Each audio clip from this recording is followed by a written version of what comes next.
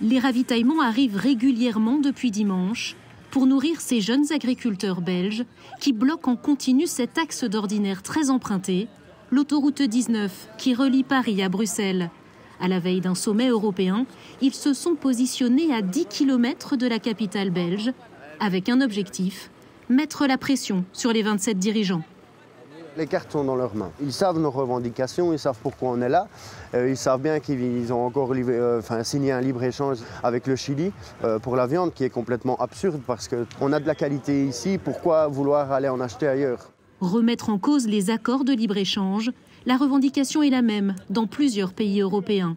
Également dans le viseur, les nombreuses mesures environnementales. On comprend le problème environnemental et on veut y répondre. Le souci, c'est qu'aujourd'hui, on nous demande d'y répondre en nous enlevant du budget. On sait aujourd'hui que si on répond à tous ces enjeux environnementaux, demain, on aura une perte de bénéfices dans nos exploitations.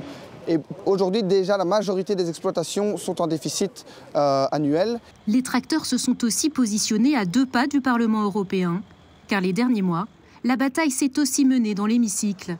Les conservateurs du PPE sont entrés en guerre contre certaines mesures du Green Deal, le pacte vert européen. We do not follow the idea of the extreme right, which say that the climate change, everything is wrong or it's only a lie.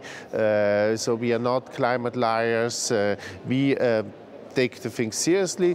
We are against ideological proposals coming from the Commission, and we are also against this ideological approach, which is unfortunately also in some NGOs working here in Brussels.